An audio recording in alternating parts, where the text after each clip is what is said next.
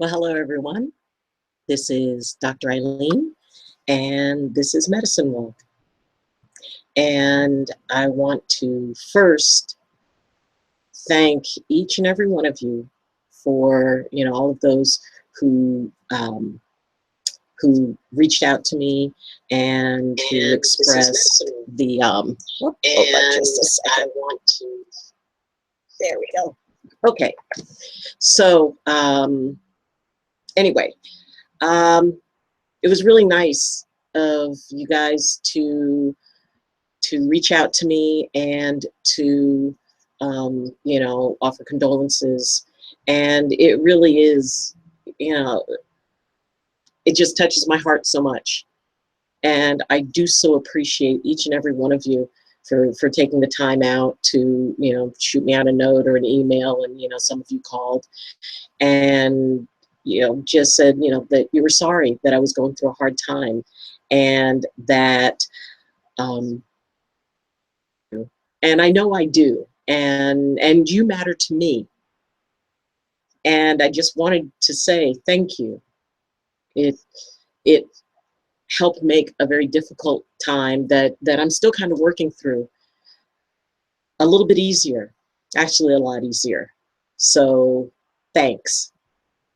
And all the times that I say that I'm here for you, and and I know you're also there for me, because it really means a lot to me that you're sharing this time with me, and that you find value in the things that we talk about and the things that I offer as possible ways to make this life walk a little bit easier. So anyway, thank you. So today, who is in charge of your council? Now, it's funny because a couple of years back, a movie came out that talked about all these little separate, personalities inside the head, the fear, the anger, and all of that. And when that movie came out, I got a lot of phone calls saying, "Oh my gosh, it's what you talk about. It's so much like what you talk about," which is true. And I've been working with people for a long time to identify their counsel that they have inside their minds. And we're multifaceted creatures, and especially emotionally. And we have our happiness, our sadness, our fear, our courage, our love, our highest self, our lowest self. And all of those parts of us are a part of our decision-making process. Now, the question is, who has the gavel? And the gavel belongs to, actually, this gavel was one that my dad had used. He was on many committees, and usually he was the head of those committees. And, the gavel was the sign that you were in charge, and, if you need to get people's attention, bam, bam, bam, bam, bam, or twak, or whatever. But the idea that the gavel belongs to the person who leads the council. Now, the question is, who's got your gavel on your council? And one of the things that can happen on a council, as with any council, is that the person who has it may not necessarily be the right person to be in charge at that time. And it means, let's say your fear has the gavel. And if fear is in charge of the council, fear's basic way of dealing with things is don't do anything, don't go anywhere, don't risk anything, don't trust anyone, and that's the way we stay safe. And that is a way, and there are a lot of people who kind of live their lives that way. But is it the best way to live? Is it the way that allows you to move forward? And maybe if you have a tendency to be angry, well, maybe anger's got the gavel. And anger's response is, well, let's see, we have a choice between going medieval on them. We could always choose to go primeval on them. We could just wreck them. We could hit something. We could yell. And those may not be the best options to choose from in a situation where, maybe there's a little bit of stress, maybe a little bit of diplomacy. Anger is not normally known for diplomacy too much. Neither is fear. Now, the most important thing to remember is that each of these aspects of you want you to be safe, want the collective to be safe. And that's viewed in different ways. The goal is the same, but how you get there is a matter of opinion. So the other important thing to remember about the council is when you're feeling something, when you are overwhelmed with a feeling, not everybody on your council is feeling that. Only that part of you. When you're in fear, the love aspect of you isn't in fear. The wise inner person, the higher self, is not in fear. The one who's in fear is fear.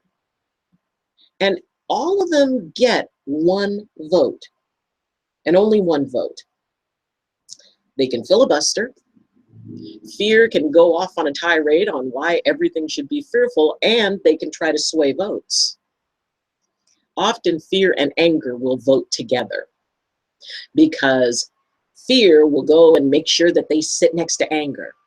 And anger will, kind of get dragged into it because fear knows that if it can stir anger up, a way to avoid fear is to go into anger.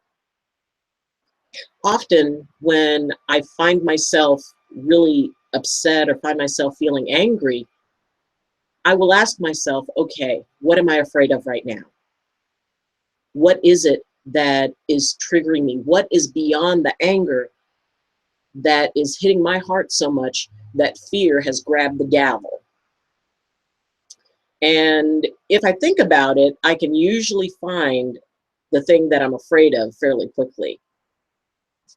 Even if it's just something minor, it may just be a minor concern. Now, there are no bad members of the council. Fear is not a bad member of the council. Fear is that drive to stay safe. Fear can also be discernment.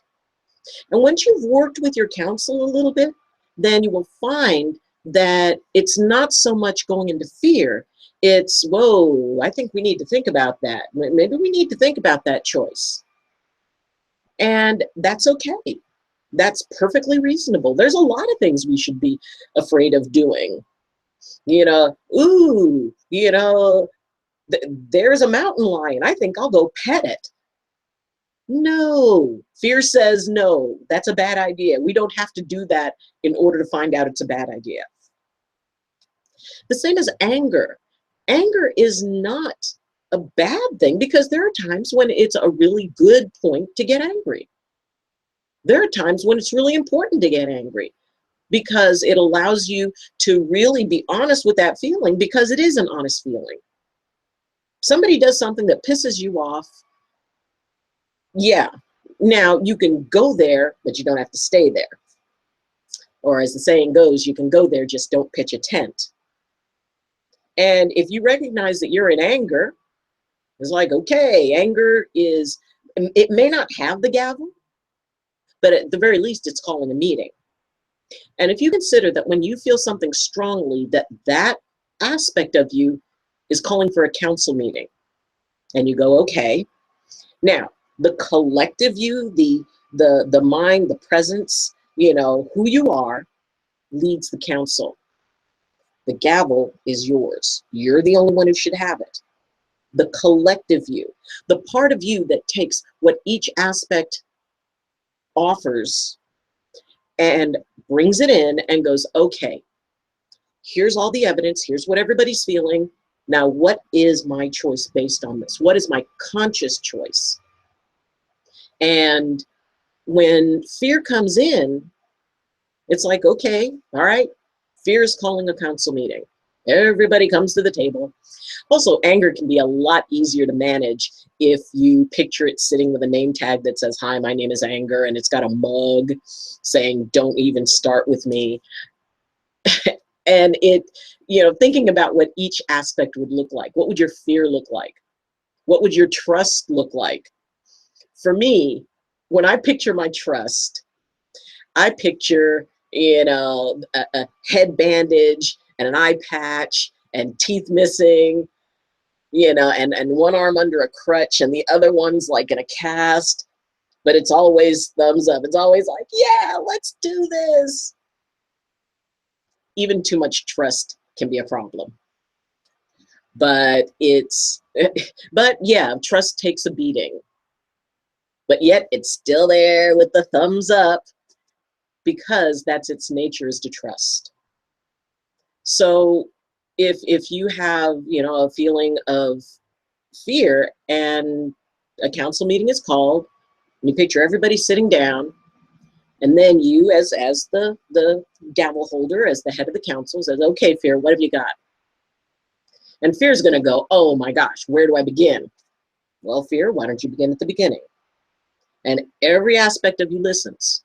You listen with a whole heart to what's going on inside of you. What is your fear saying to you? What is your fear being triggered by? And maybe fear's being triggered by, the economy is really going bad, and things, we're making it, but it's kind of scary.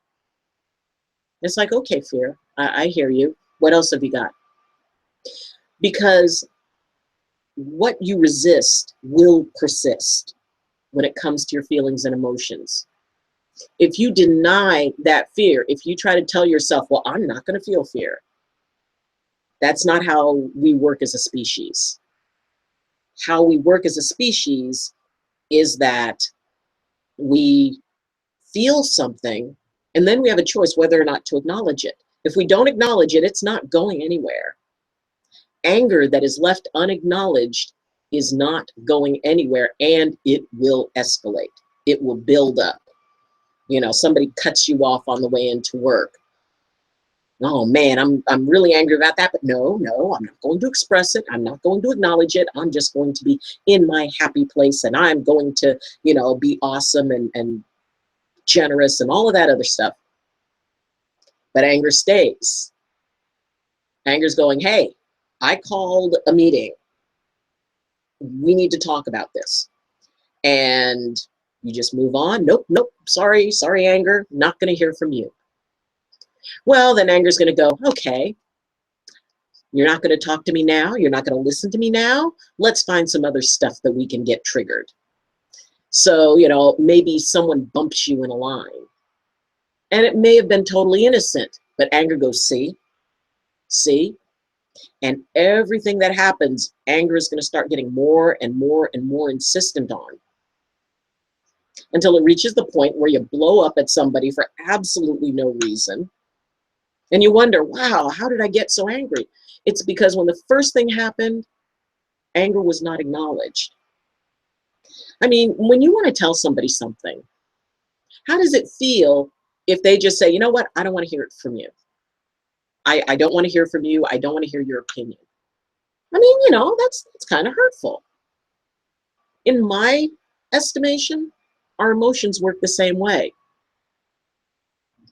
If somebody cuts me off and anger goes, whoa, I am not happy. I'm calling a meeting, and all of a sudden I feel angry. It's like, okay.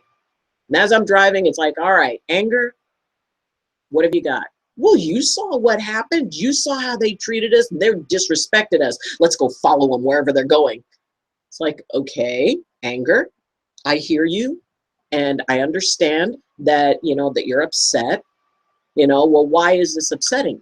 Well, because, and my anger will immediately go, well, I've been disrespected. Okay. All right. Now everybody gets a vote. I understand your vote, anger. Let's get a vote. Hey, fear, what's your vote? Oh my gosh, if we follow them, what if they pull out something and or they follow us, or you know, they could end up finding where we live and all of that, you know, and being very fearful about the consequences. Okay, fear, that's a reasonable response. You know, I'm glad you brought that up, because there could be some bad consequences to what happens. And so then it's like, all right, love, what's your vote on this? And love goes, you know what? I'm sure that that person was just having a bad time, and we should send out some positive thoughts and pray that they travel safely, and that whatever's bothering them, that, you know, their hearts soften and they take a breath before anything bad happens to them, because we wouldn't want anything bad to happen to them. Wow, okay, thank you, love. You know, I appreciate it. And I go through, you know, what is my, you know, compassion saying? Well, compassion is going to side with love. And it's like, yeah, you know, that poor person, we don't know what's going on with them. Maybe they just found out that, you know, someone died. And, oh, by the way, haven't we done that before? Well, yeah. So as I go through, and as, you know, as I consult each aspect of myself, one, it will diffuse anger, because as long as I have acknowledged it, when I acknowledge that I'm angry, it doesn't build up. I go, you know what, anger, you've got a point. That was not okay. And normally, whether I'm dealing with anger or fear, once I explore it, once I go, all right, yeah, this is what I'm feeling. In this second, I am justified in feeling it. I don't require any logic to it. I'm just justified in having a feeling. And then it's like, okay, I acknowledge it. And for the most part, once I acknowledge it, those feelings will immediately start going down. They'll go, well, all we wanted to be was heard. We get it that we can't always get our way. We know that we can't always get our vote in our way, but we appreciate the fact that we've been heard and that we've been listened to. That is how, you know, anger becomes determination. Fear becomes discernment. Balance in everything. And me, the collective me, the intellect aspect of myself, that has to consider what my choices are and how those choices are going to affect the people around me, what consequences they will bring up. And for me, okay, I understand that every action has a consequence. It could be a good consequence, it could be a bad consequence. And a part of the council is deciding, okay, it's not just what we're going to do, but how are we going to deal? What are the consequences that could come from this? And I find that when I do that, when I separate it out, it helps me to feel like I'm coming from a place of choice.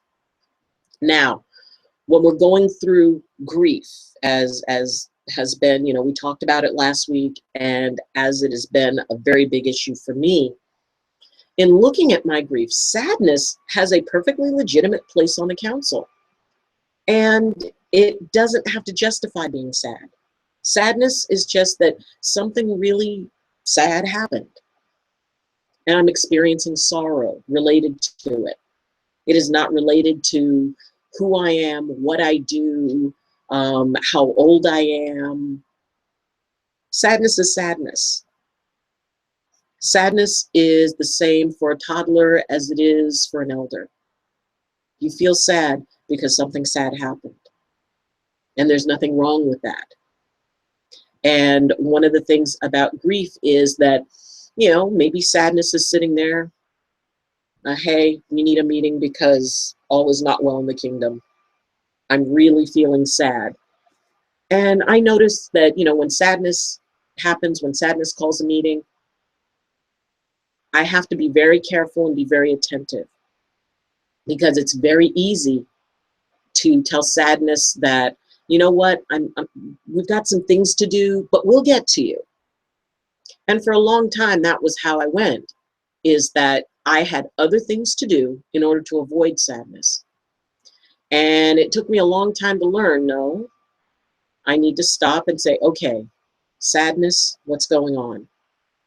Now, maybe sadness goes and sits next to love. Love just gives a big hug, and sadness cries. And it allows me to release those tears and cry. Now, anger and fear could always go nuzzling up to sadness and start saying, well, we should feel guilty with the sadness, or we should feel angry with the sadness. Look at what that person did.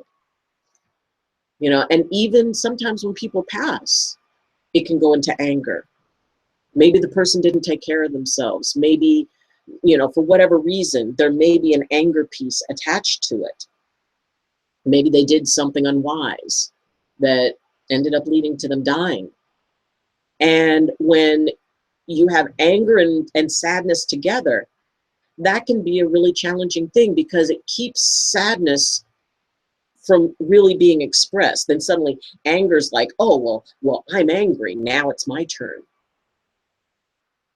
Sadness just needs to be there, expressed. And sometimes we just need to cry. Because the thing is, sadness is not going to take over the council either. It may feel like it sometimes, but it doesn't.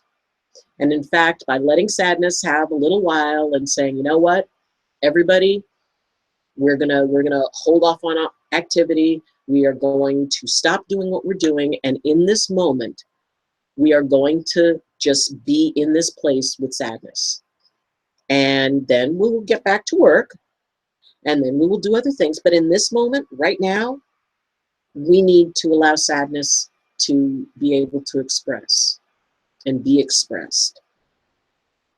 And when you do that, it makes it less intense. That which we resist will persist. And what we surrender to, because it's a valid feeling. I mean, technically all feelings are valid. It's valid to be sad when sad things happen. So allowing that sadness when you feel rejected, when you feel abandoned, when you feel betrayed, those are all sadness things that can go into anger or can go into fear. Well, we're not good enough, which is why, we were hurt. Why somebody hurt us is that, we didn't measure up in some way. So at those times, it's like, okay, we're going to rearrange the council, because you can always rearrange your council. You don't have to let everybody sit where they want. Just like in school, if two students are sitting together and they're not getting their work done, often a teacher will separate them. As the head of the council, you have the right to rearrange the seats. You know what, fear? We're going to have you go sit next to love for a little while. Sadness, you're going to go on the other side. Anger, why don't you go, and sometimes I picture like, my anger has, remember those old clowns that were the inflatables and they had the nose that would honk and you punch it and it would go down and come back up again. Well, sometimes I send anger to go hit that. And it's like, okay, anger, just go and hit something for a little while, you'll be fine. But being able to acknowledge and respect every member of your council, knowing that everybody only gets one vote. What you're feeling in that moment is not what all of you is feeling. It's just what that one part is feeling. And sometimes just saying, you know what? I'm sad, or I'm scared.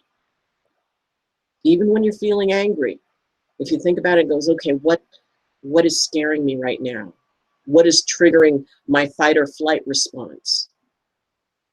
And if you think about it for a few minutes, you might be able to figure it out, that it's not so much anger that you're feeling, but something scaring you. Something is making you not feel safe.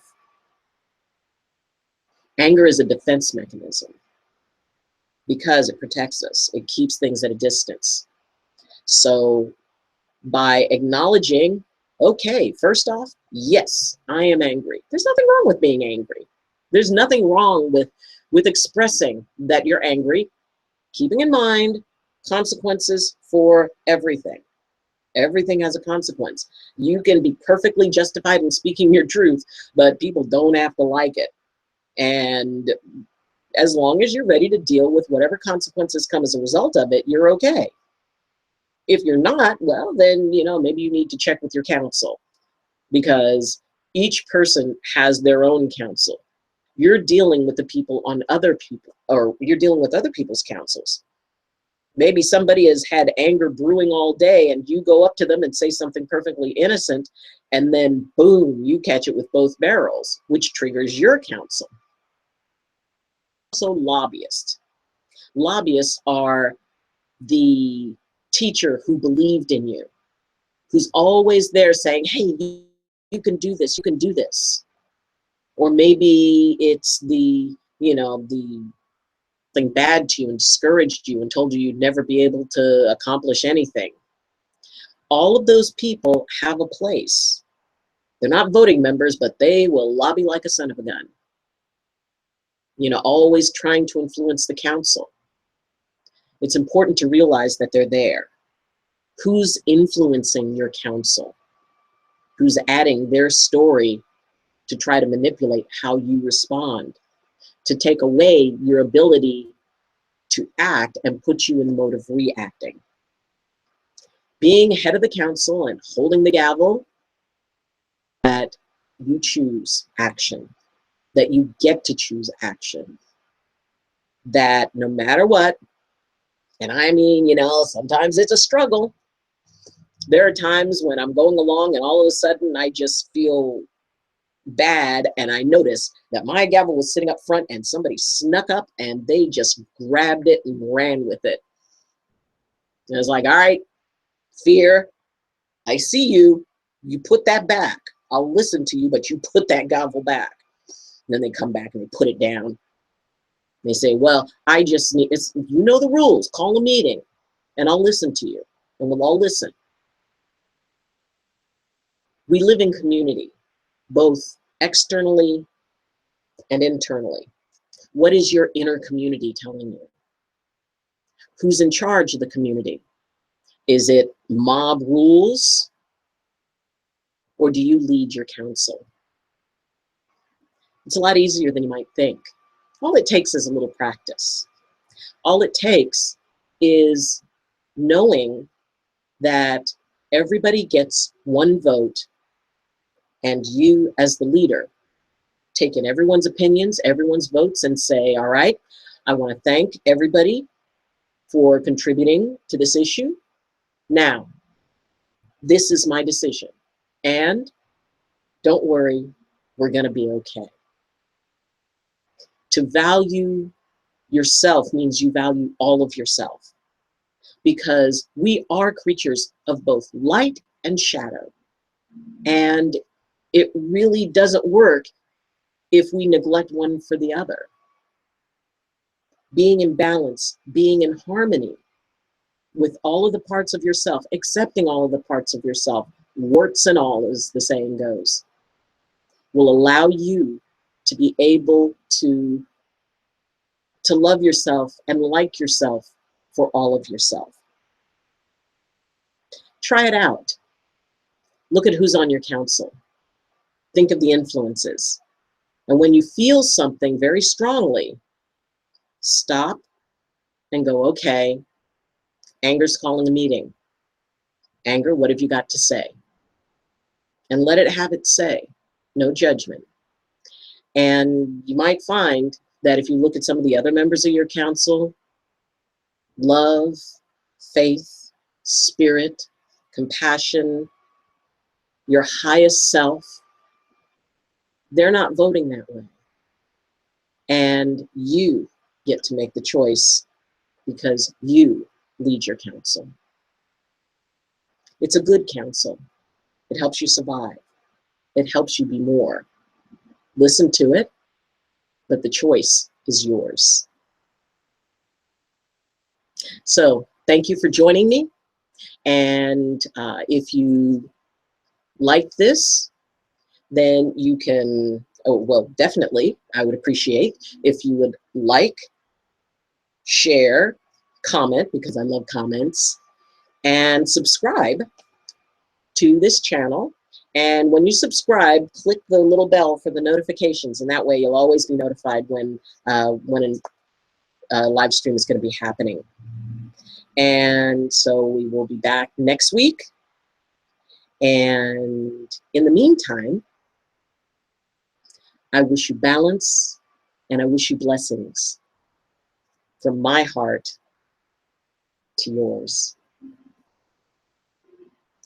Love you. Bye.